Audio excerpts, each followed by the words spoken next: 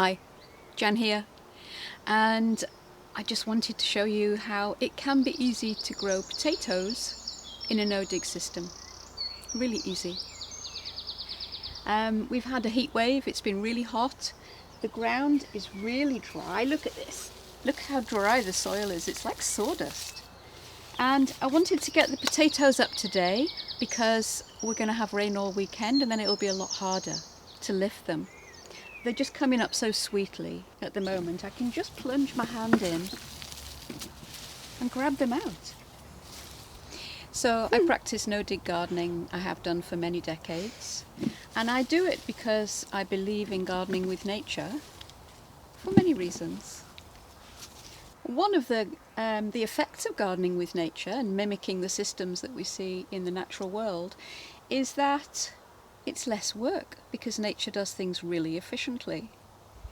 And one of the benefits is that I don't have to dig, and I don't like digging. So if you like digging, then this one's not for you, probably. If you've got other things to do with your time, like I have, then I just wanted to share this system with you in case you'd like to have a go. It's really simple. It's simple at every stage. So when I'm sowing the potatoes, these went in around Easter time. This is in the UK, in the Northern Hemisphere. This is a lovely French variety, Ratte, R-A-T-T-E. Not particularly productive, but very delicious. So easy. I buy my seed potatoes. I level the bed, a nice rich bed that's had some compost on. And I scoop out a little hollow and lay the potato on the surface like that. I've did 2 rows, one down this side and one down that side. And then I get my rake and I simply drag the soil over the potatoes so that I end up with 2 ridges down the bed, about so deep.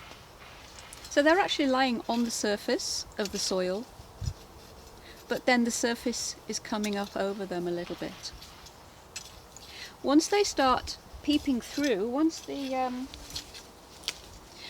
foliage peeps through the soil, like this, it's still cold here and we can still get frosts, so I need to keep heaping over, ridging up it's called, bringing the soil up over to protect them until the risk of frosts is gone.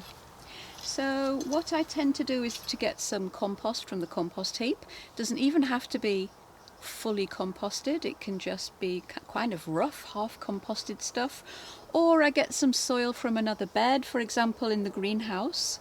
I will dig out a bucket load of soil where each tomato plant was last year and replace it with compost. So I'll get those bucket loads and I'll come along and I'll just shake them along the bed like that, covering up the new shoots. Once I've done that a few times and the risk of frost is gone, then I get a load of grass clippings, by my wonderful mulch, my grass clippings, and I cover all along the sides around the shoots so that I don't lose the moisture. Keep the moisture in so they don't need hardly any watering at all, and then I just leave them to it. That's all I do. So I place them in, I earth them up a couple of times, and I put it on soil or compost that I have from elsewhere, and then I mulch them with grass clippings, and that's all the work I do. They're then left to their own devices. They outcompete any weeds. The only weed I had in this bed is one thistle, which has been quite persistent because it's got deep roots, but apart from that there's been no weeding whatsoever.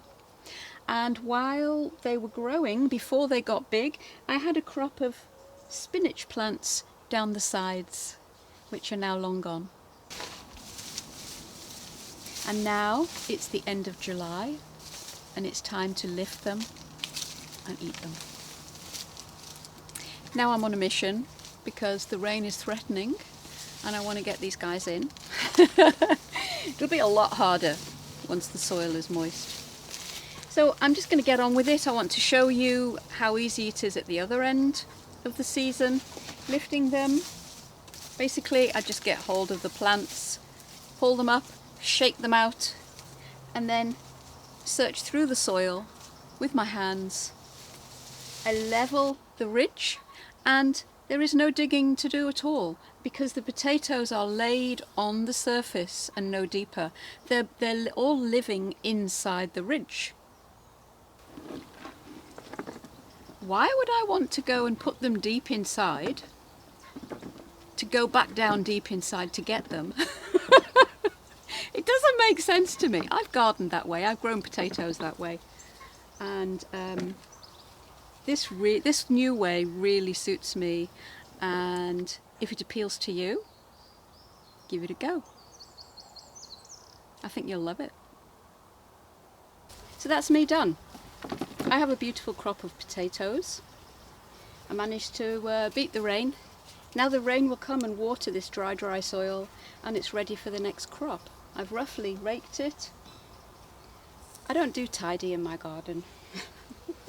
Nature's not tidy, but nature is efficient, and so I haven't even broken a sweat getting these potatoes in. There's been no digging, but that's not the main point for me. The main point is the health of the soil, and the deep soil that is full of creatures and the tiny nations, the microbes and the fungi, and all of those amazing creatures that make our soil living and do so much of the work for us to provide our food. They are undisturbed.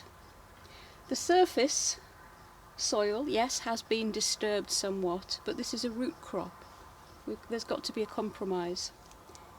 So the top, I haven't gone lower than this surface of the soil because all of the potatoes were above. The potatoes have cleaned the soil of any weeds that might have come up because they outshaded them. The mulch kept the moisture in, provided some nutrients as well.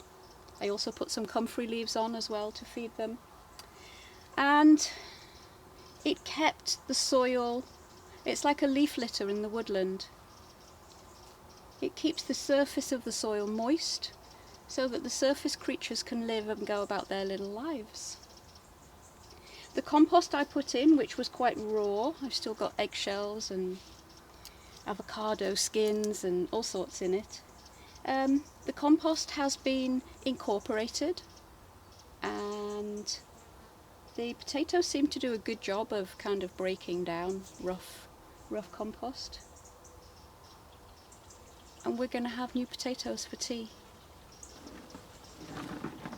So I hope you enjoyed this. If you have another system of no-dig potatoes, please leave a comment below. I'd love to know. I love to explore and learn.